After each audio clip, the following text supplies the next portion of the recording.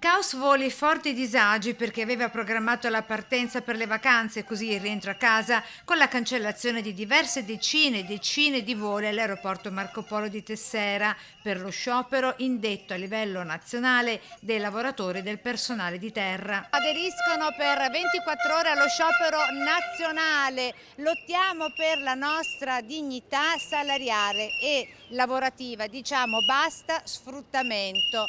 Questo lo slogan con tanto di striscione, ce ne sono tanti altri che accompagna lo sciopero, appunto per chiedere maggiore dignità salariale, ovvero il rinnovo del contratto di lavoro. Allo scalo veneziano ad aderire allo sciopero handlers, assistenti ai park, steward e hostess di terra, ovvero impiegati ai check-in degli imbarchi, molti dei quali stagionali.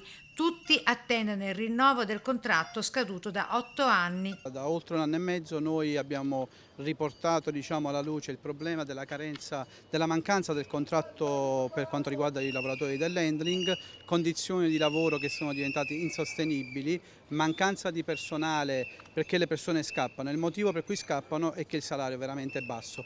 A prendere parte allo sciopero anche gli addetti alla sicurezza. Per quanto riguarda invece il comparto della sicurezza che aderisce comunque e segue il comparto degli handler, stiamo chiedendo il rinnovo della nostra contrattazione di secondo livello. A manifestare il forte malumore dei lavoratori di terra una trentina aderenti al sindacato FLY con tanto di corteo lungo tutta l'area aeroportuale, bloccando anche il traffico alle rotonde, sia in entrata che in uscita.